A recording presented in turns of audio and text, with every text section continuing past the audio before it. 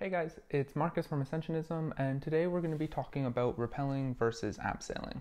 Now, these are two common terms that are used in the climbing community a lot, and if you're kind of new or if you're just learning the sport, it can be a little bit confusing to see the difference between the two of them. So in this video, I'm going to outline basically what they both mean, where they come from, and some instances in where you might use them. Great. So right off the bat, rappelling and abseiling are the same thing. They describe the same activity. Both of them mean you're going to lower yourself down a steep section with a piece of rope using something like this. So as you can see, that is a black diamond ATC. My camera doesn't want to focus right now, but this is essentially a device. You clip it through the rope and then you clip yourself to it and you use that to lower you down. And when you're describing that act of lowering yourself, you can describe it either as rappelling or abseiling. So out of the gate, the two words mean the same thing. But the big question that a lot of people have is why the differences between them. So rappelling is used primarily in North America and Britain, whereas abseiling is used in a lot more of European countries, especially Germany and France. And there are linguistic differences between the two words in where they originate from and what they mean, but there's also a really cool historical difference between the two of them, how they came into prevalence, and really why there's that stark geographical difference. And that's what we're going to get into more in today's video. So also, before we start, if you like this content, if you find it helpful, please consider subscribing. It really helps the channel out. So first of all, let's talk about the linguistic difference between the two. Abseil comes from the German word abseilen, which literally means to lower. So it was first used in the 1870s, I think. Let me just check my notes. In 1879, Jean-Charles Straton, you'll have to excuse my pronunciation there, used it while descending Petit Dreux, which is a mountain in the Alps for which he made the first descent. And that was the first recorded use of the word abseiling to describe lowering via a piece of rope. Rappel is a little weirder because it's a French word and its definition is more on the lines of retreating or kind of backing away from a challenge. So I guess it was probably used to describe, if you go up a climb and you find that the summit ridge is too threatening or the weather isn't good or you don't have the skill to get to the top, you need to retreat from that mountain. You need to rappel down from it.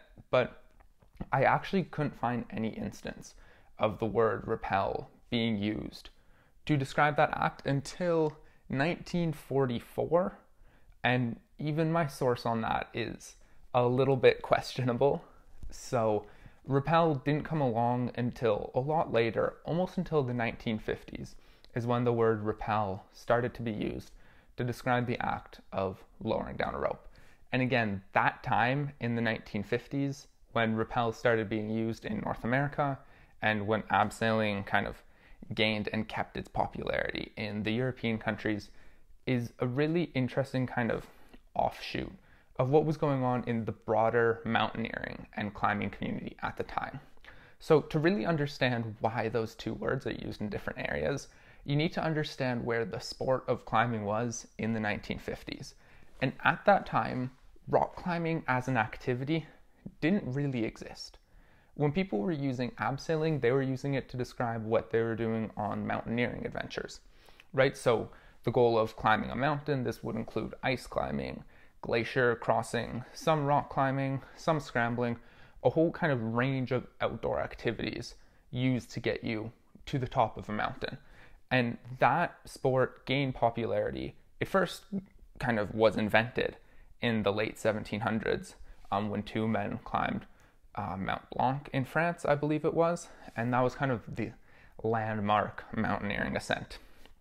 And then it exploded in the 1800s in the Swiss Alps, gained a lot of popularity, and it really reached its peak in post-war 1940s and 1950s when Sir Edmund Hillary and Sherpa Tenzing Norgay summited Mount Everest. That was the biggest ascent in mountaineering history. It was a landmark moment for the sport. And mountaineering during that time was really seen as a prestigious thing to do, right? There were mountaineering, there were societies, there were government grants, Mountaineers were respected members. You had world famous people like George Mallory, Edmund Hillary. There's a lot of kind of prestige that came with the sport. And then in the 1950s in America, specifically in this one tiny valley in Southern California, you had a bunch of weird kind of anti-establishment Jack Bauer types living in Yosemite Valley, just climbing these massive walls. And that was the advent of rock climbing. Now, again, rock climbing was used in mountaineering, but it was used very conservatively. The point of rock climbing was to get to the top of something as easily and as safely as possible. That's the only reason it was used. And in Yosemite, rock climbing took on a form that's a lot more similar to the sport we know today, which is not just what's the easiest way to get to the top of this, but what's the coolest way I can get to the top of this? You know, what's the hardest way I can get to the top of this? And I'm going to spend 2 months beating myself up against this route to make 40 feet worth of progress. That sport started to grow in Yosemite, and during its advent, rock climbing was sneered at by mountaineers. Mountaineers saw the rock climbers as kind of unsocietal, unreformed. They were dangerous. They didn't have any tact or skill. They were just kind of this weird offshoot of the sport that mountaineering didn't want anything to do. And because of that, rock climbing really became this countercultural movement. They hated the mountaineers. They saw them as pompous, stuck up. They were a bunch of fuddy-duddies, is how Yvon Chouinard, I believe, once described them. None of them wanted to have fun. The rock climbers were all these kind of young guys living in this very safe post-war America, and they wanted to get out and they wanted to take risks and they wanted to send really hard. And mountaineers kind of shot them down for it and said, you know, you're not part of our sport. And so the rock climbers said, fine, you know, we're gonna invent our own. And along with inventing their own sport came their own language and all these new terms that you were stemming and cracking and chems and nuts and hexes. And Yvon Chouinard was making weird equipment in the back of his truck, and, you know, dynoing, routes, 5.11, all these new terms were invented to describe this new sport of rock climbing that was coming along. And with it, they were lowering themselves down ropes a lot, but they didn't want to be associated with the mountaineers. And so instead of saying abseiling, they called it a rappel. And so in North America, where climbing was born, rappelling became the dominant term. And, you know, there's no clear history on it, but kind of based off of the research that I've done and just what was going on at that time and the attitudes of both parties, it really makes a lot of sense that it would be the rock climbers kind of saying, we don't want anything to do with mountaineering culture, because the mountaineers want nothing to do with us.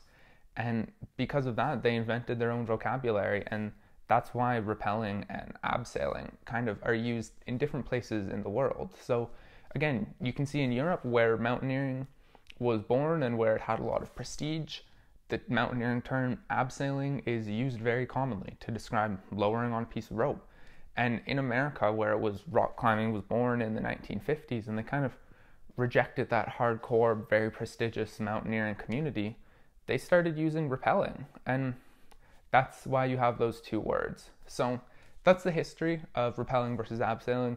At the end of the day, you don't have to stress too much about what term you use. Anyone who's involved in the sport is going to know what you say if you say you're going to abseil or you say you're going to rappel. But it's just a cool little bit of history, a few fun facts on rappelling versus abseiling. And again, at the end of the day, it doesn't make that much of a difference what you use. So once again, my name is Marcus from Ascensionism. Thank you so much for watching this video, guys. If you enjoyed it, please make sure to hit subscribe, and I'll see you next time.